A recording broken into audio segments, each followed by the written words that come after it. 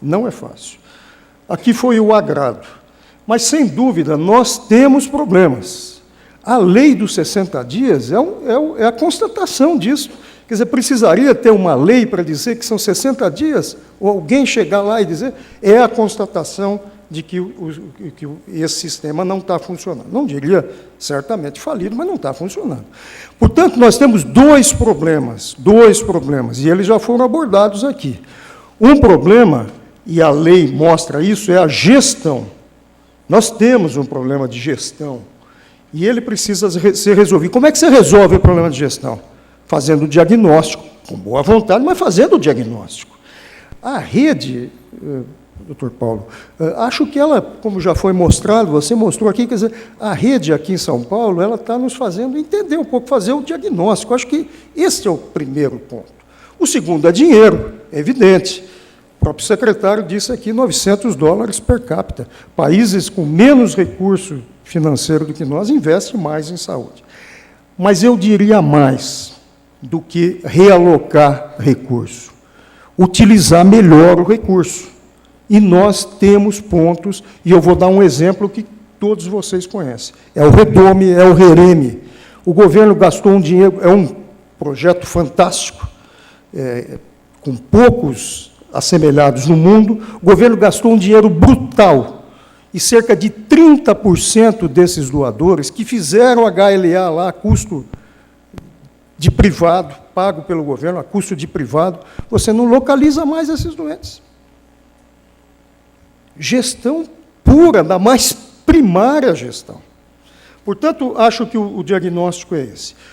O professor Paulo mostrou lá a linha do tempo do diagnóstico, essa lei dos 60 dias vai do diagnóstico para frente, o que vem para trás? O T0, como o professor Paulo falou.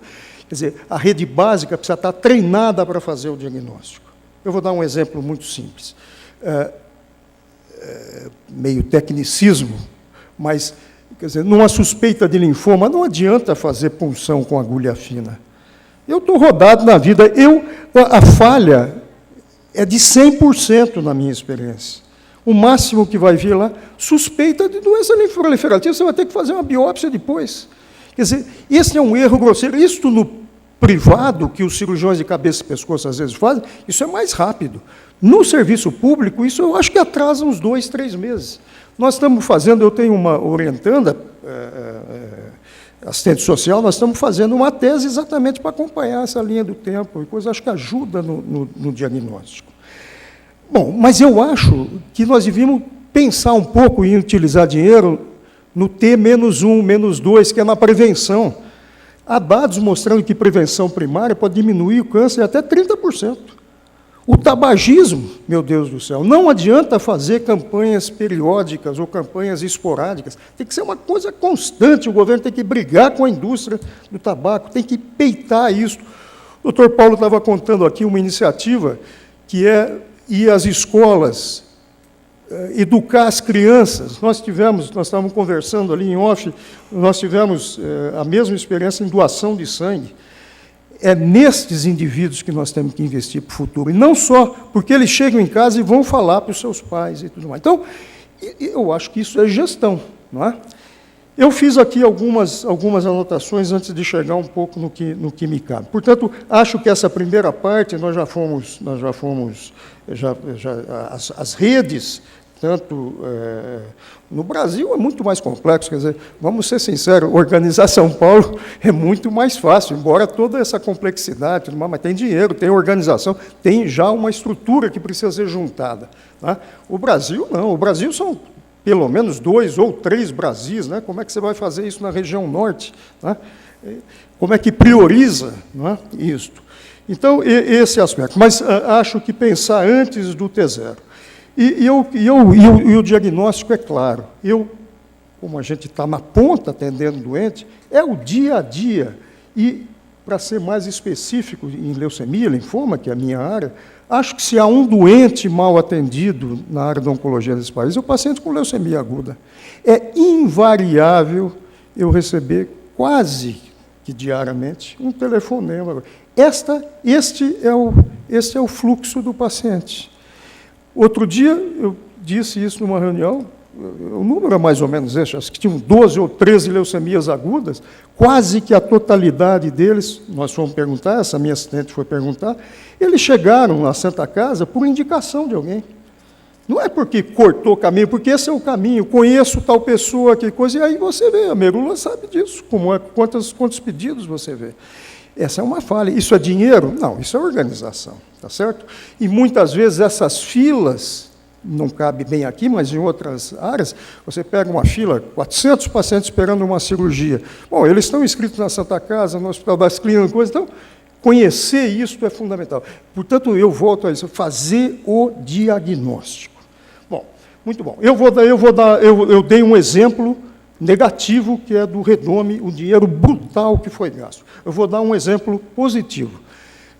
Nós temos, no Brasil, apoiado pela Sociedade Americana, um grupo de estudos de um tipo especial de leucemia aguda, leucemia promielocítica, altamente curável, mas uma taxa de morte altíssima no comecinho do tratamento por causa de sangramento. Portanto, nós tínhamos uma taxa enorme, com a organização, com a coordenação do professor Rego, de Ribeirão Preto. É um trabalho tão importante que foi apresentado na plenária do ESH de alguns poucos anos atrás. A taxa de mortalidade reduziu brutalmente. Sem dinheiro, o pouco aporte de dinheiro, puramente organizando. Então, esse é o outro lado, é o outro exemplo. Quero só lembrar, nós temos um estudo em linfoma de Hodgkin altamente curável, comparando o paciente no serviço público e no serviço privado. O percentual de doença localizada no serviço público é muito baixo. Quer dizer, há um tempo enorme até esse paciente chegar ao diagnóstico. E é evidente que esse doente, além de não curar, o custo desse doente passa a ser mais alto. Portanto, se você organizar, você realoca esse dinheiro. Só para dizer uma coisa, para eu não esquecer que está aqui, mas um dinheiro que a gente espera, 1 minuto?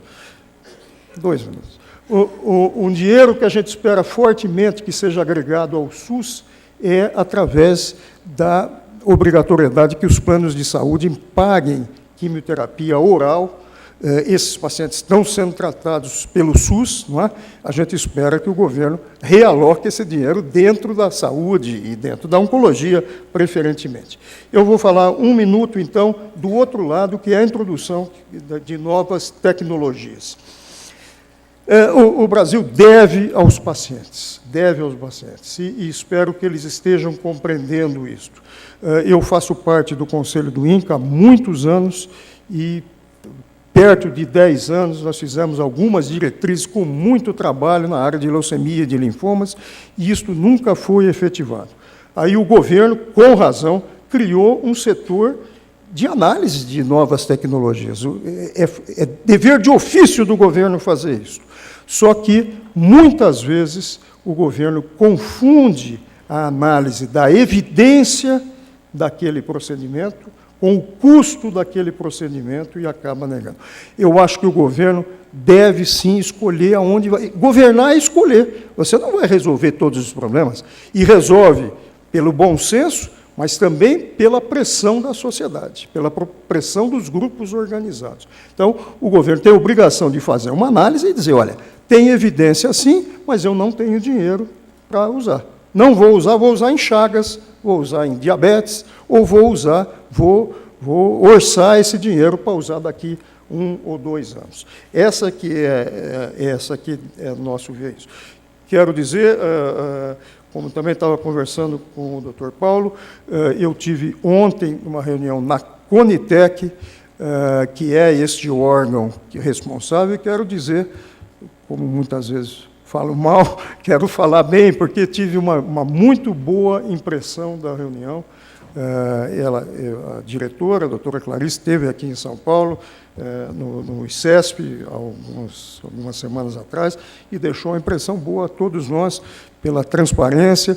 É um setor que está começando, temos que tomar muito cuidado com os chamados cabeça de planilha, como o Luiz Nassif chama, os estatísticos. Não é? Eu vou dar um exemplo muito simples, mas que é obrigatório dizer. Com o uso do rituximab no linfoma folicular, você tem 3 tipos de resposta. resposta completa, a melhor, resposta parcial, intermediária, e manutenção da doença como ela está. Não permite que ela progrida. Doença estável.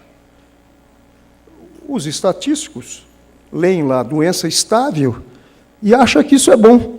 E quando compara o indivíduo que não usou o rituximab, diz, não, olha, o indivíduo que não usou se deu melhor.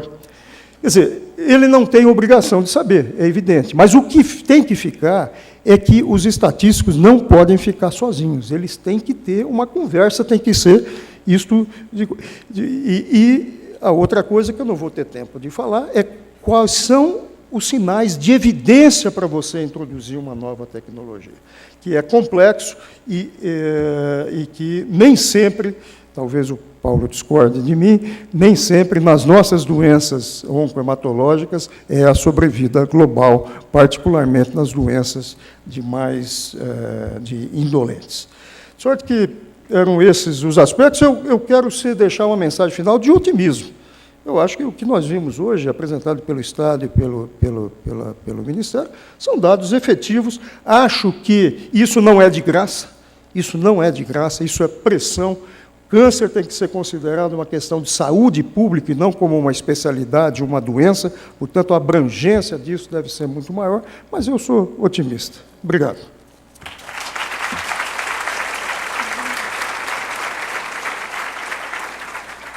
Muito bem. Agora eu convido a doutora Hélida Pinto, ou melhor, a doutora Célia Redó, que a doutora Hélida já falou com a gente hoje, doutora Célia Redó, assistente social do Ambulatório Enfermaria Transplante de Medula Óssea do Hospital das Clínicas e também coordenadora do Comitê de Serviço Social da Abrale. Por favor. Eu queria agradecer o convite do Comitê da Abrale. Faço parte da Abrale desde o seu início, tenho muita honra disso, estive em todas as conferências. Assim, é um trabalho muito bonito. Agradecer a presença de vocês e assim, falar para a mesa que eu tenho muita honra de estar participando de uma mesa de tanto peso. Mas a Merula me explicou o porquê do convite para mim. Assim, eu tenho 20 anos de experiência no transplante de medula óssea do HC, e a gente trabalha o dia a dia do paciente. E aí eu vou continuar, porque a gente tem pouco tempo.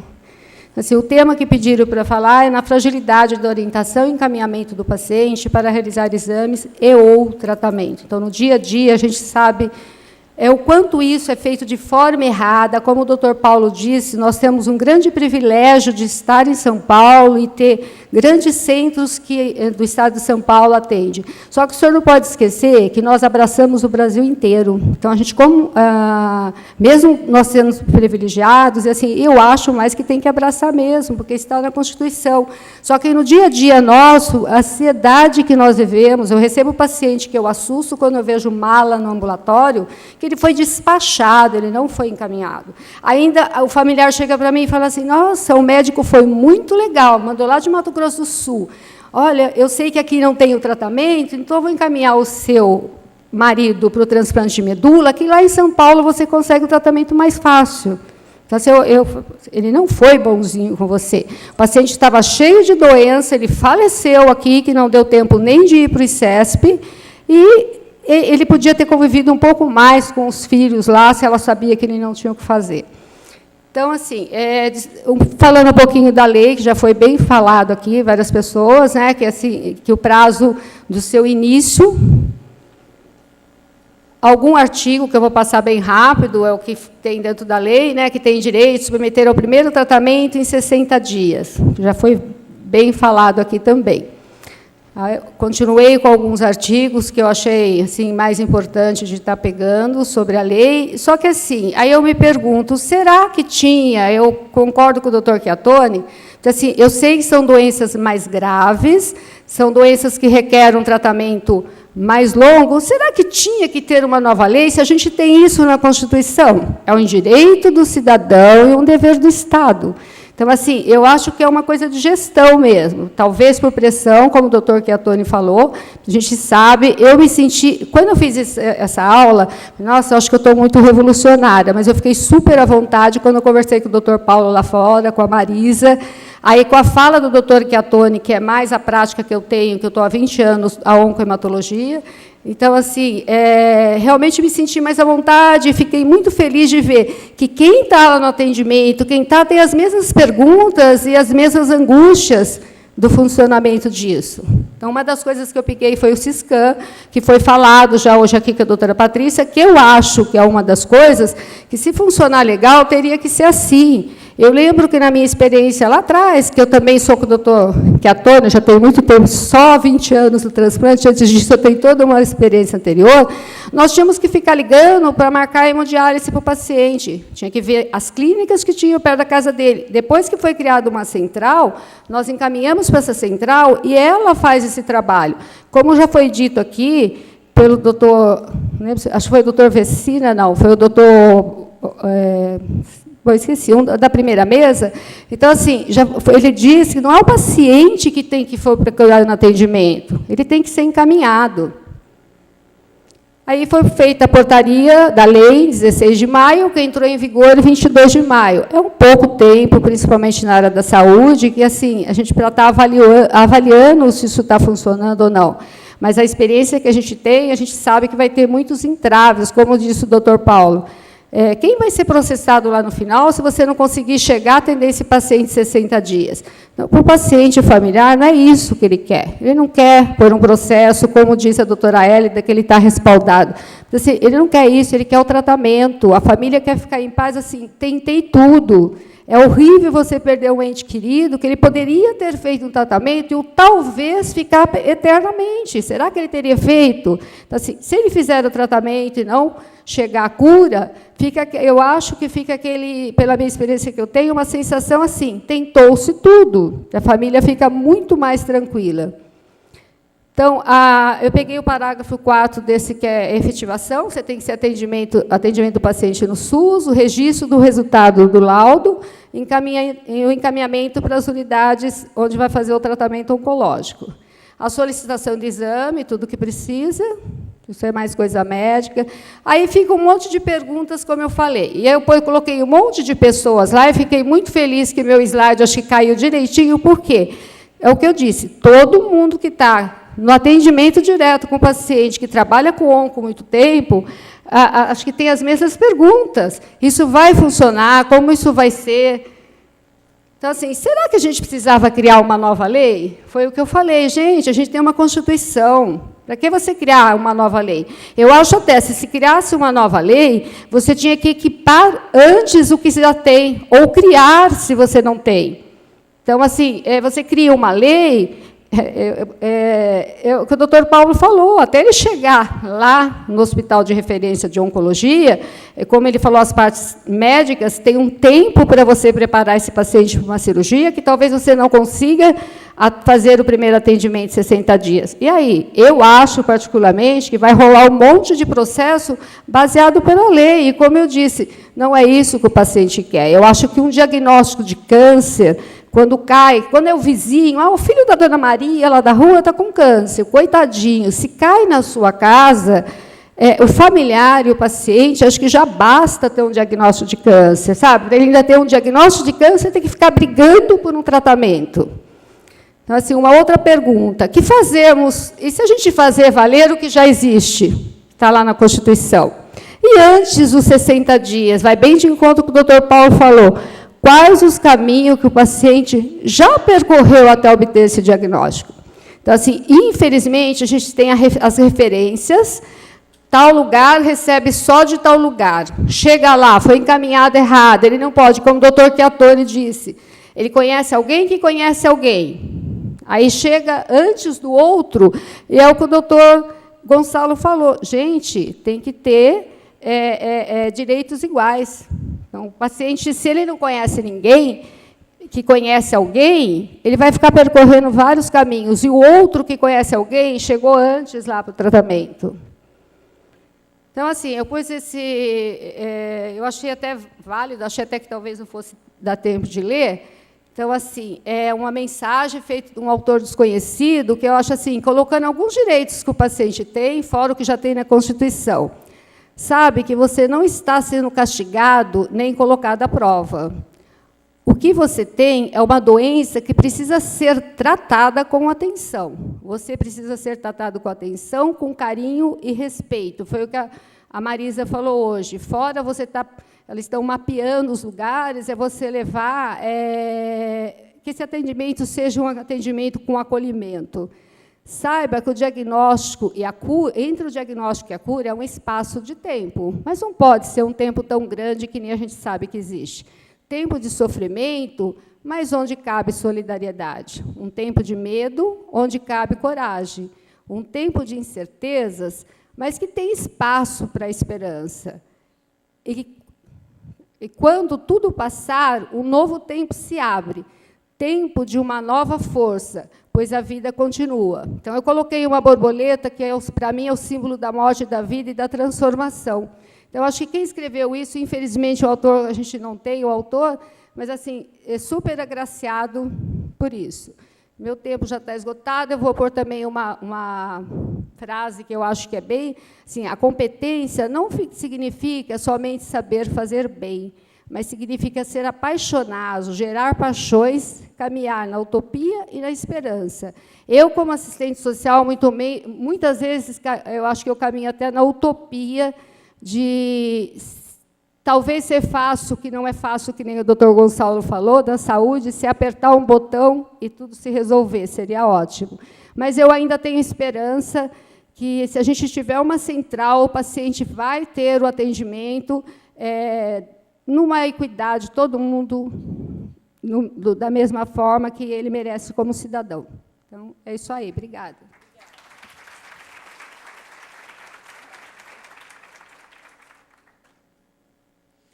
Antes de nós iniciarmos os debates, gostaria de aproveitar aqui para fazer uma consideração sobre o objetivo principal desse encontro de hoje. A conferência, ela tem qual objetivo, gente? O objetivo de informar. E, com informação, a sociedade se transforma. Nós aprendemos sobre os nossos direitos, os nossos deveres, a quem recorrer e como as nossas realidades podem se transformar a partir desse momento. Hoje, nós temos aqui grandes especialistas no assunto, representantes do governo, fiscais do povo, médicos, pessoas renomadas, assistentes sociais, pessoas renomadas no assunto que estão aqui para esclarecer as nossas dúvidas e para nos dar uma diretriz em relação ao futuro do tratamento do câncer no Brasil, as condições que temos para o diagnóstico, e por isso é tão importante essa conferência e essa participação. Para vocês terem uma ideia, nosso evento começou o quê? Às 9h, né? Eu fiz um levantamento rápido aqui e, por dados do próprio Ministério da Saúde, este ano, em 2013, teremos 500 mil novos casos de câncer no Brasil.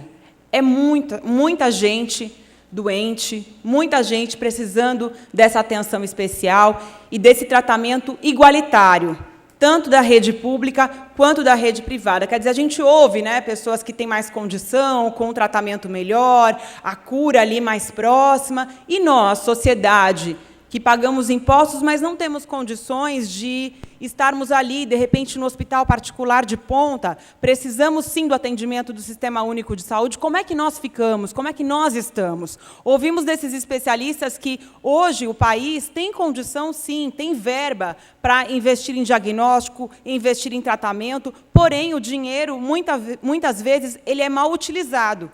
É utilizado em equipamentos que, às vezes, não são tão bem aproveitados, como disse o doutor Marcelo, e, enfim, e vimos caminhos ainda a serem percorridos e melhorados.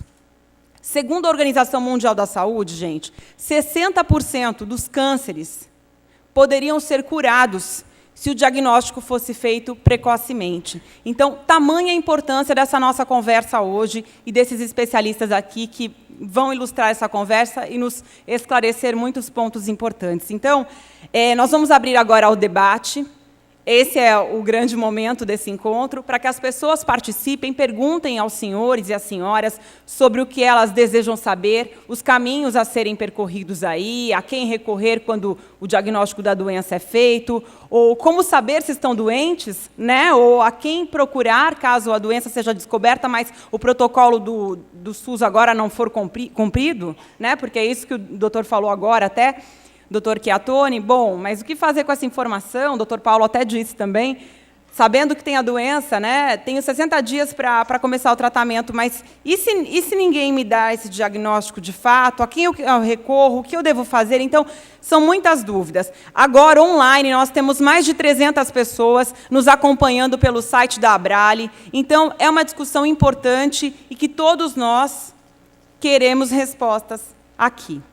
Vamos começar, então, o debate. E antes, olha, dessa vez vamos ter um recurso tecnológico aqui para vocês participarem também desse debate. Vamos colocar aqui no vídeo, pedir a ajuda aqui do Guilherme e dos meninos da área técnica. Cada um de vocês tem ao lado da poltrona um equipamento. Muito bem. Aí nós vamos colocar aqui no telão algumas questões, algumas perguntas que foram já elaboradas por pessoas que fazem parte da Abrale, por internautas, e que são pontos comuns de dúvida ou de indagações de pessoas com câncer, familiares ou especialistas na área. A partir da constatação da auditora, com o evidenciamento das fragilidades encontradas, quais os próximos caminhos para a melhoria da situação? Alternativa A, ampliação do aporte financeiro. Alternativa B, a mudança ou aprimoramento na legislação. Ou letra C, melhoria na capacidade de gestão.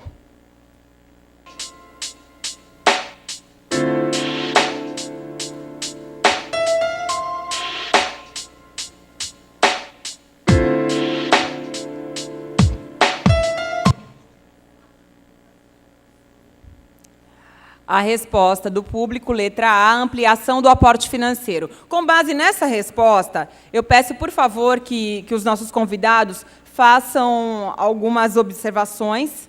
E, como falamos de uma área da doutora, por favor, a doutora pode ser até a primeira a conversar agora com a gente. Cada um de vocês tem, no máximo, 2 minutos, quem for fazer considerações sobre o assunto, tá bem? Por favor.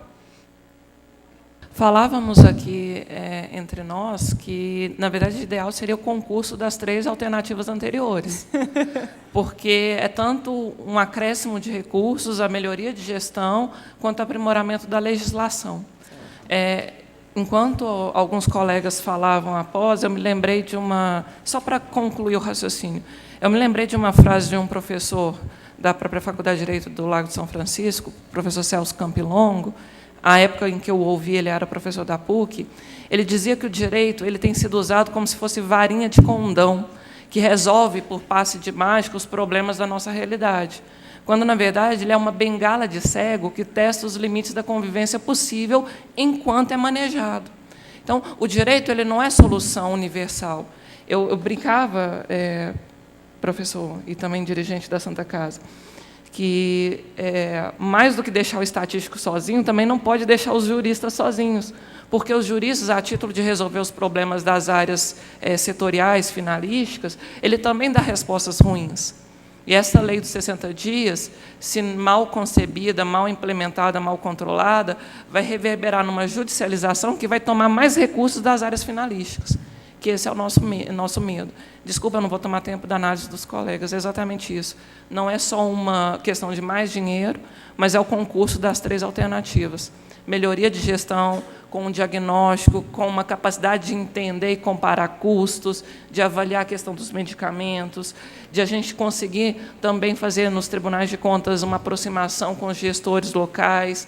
Eu estava falando lá que a gente precisa fortalecer os conselhos de saúde. A Lei Complementar 141 de 2012, que regulamentou o gasto mínimo em saúde, deu um poder fático, um poder normativo para os conselhos, que os conselhos municipais ainda não estão conscientes da sua dimensão. E aí uma análise importante é exatamente essa: como os conselhos municipais de saúde não sabem quais são as suas mínimas funções até para aprimorar essa fiscalização.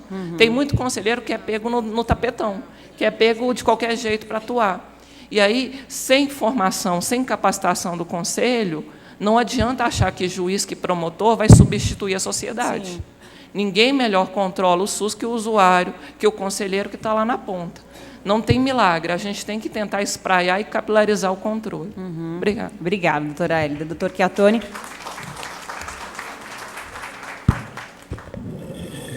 Bom, eu acho que também as três, não é? Como eu disse, mas acho que a senhora tocou num ponto extremamente importante que tem sido discutido na rede. Não adianta alocar dinheiro, medicamentos, mas tem que ver o resultado. Esse é um outro aspecto importante. Como é que aquilo está sendo executado? Portanto, tem que fazer parte desse contexto a análise do resultado para você entender como é que o sistema está organizado. Porque este é o fundamental. E muitas vezes não, o SUS não faz isso. Mesmo em área onde ele aloca recurso muito grande, ele acaba não fazendo uma análise de resultado para entender por que está usando aquele recurso e não está tendo o resultado desejado. Ótimo. Vamos abrir aqui a perguntas do público também. Teremos as meninas com microfone. Por favor, quem quer fazer pergunta? Tá. Lá atrás o senhor está com um papelzinho, já está levantado há muito tempo, né? Vamos ser. Eu queria fazer para o doutor Alex.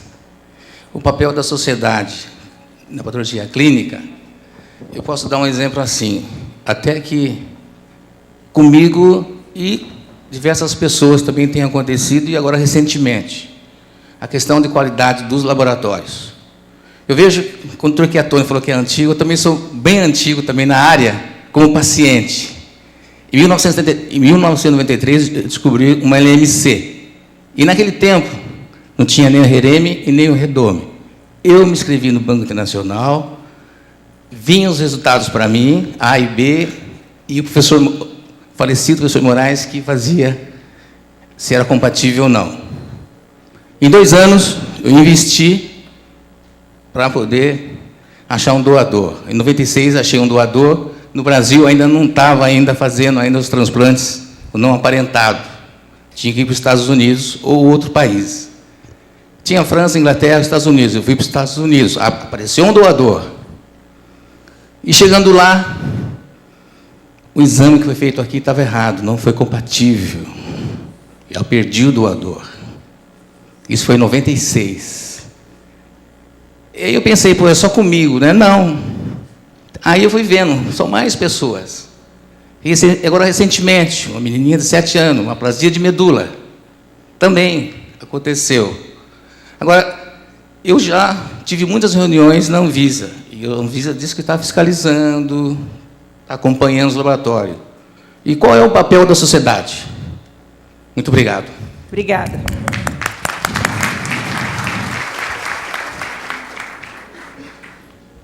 Então, é até interessante que eu estava pensando aqui na apresentação, que eu acabei não reforçando a questão do programa de acreditação, que a gente falou logo no início, né? Então, por que da necessidade do programa de acreditação? A gente tem dados lá do CNES que atualmente tem 16 mil laboratórios cadastrados no Brasil, esses saúde privada ou serviços públicos, né? Desses 16 mil, você tem as diferentes localizações e eles são fiscalizados por diferentes vigilâncias sanitárias locais. E a gente sabe que essas fiscalizações têm padrões muito diferentes, né? Eu sou de Campinas, a fiscalização de Campinas é muito rigorosa, serve até como a fiscalização que a gente tem pela sociedade. A sociedade em si é uma sociedade científica que tem aí a missão de promover, né, a medicina laboratorial de qualidade. E sentiu a necessidade de criar esse programa de acreditação para reforçar as boas práticas dentro dos laboratórios, tá? Então, é um programa voluntário, então, quem quer se cadastra e passa pelas certificações, pelas avaliações. Atualmente, a gente tem 105 laboratórios acreditados pelo PALC, pela sociedade. E desses 105 são grandes laboratórios. Se pegar o volume realizado, o volume de exames realizados por esses laboratórios, dá mais de 60% dos exames realizados no país, tá? Então, é uma determinada realidade.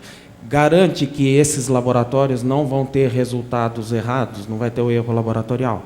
Não, infelizmente não, né? Mas ele garante que tem um sistema de qualidade que vai rever com essas situações, vai rever os processos e procurar melhorar o seu procedimento para que não tenha uma situação como essa.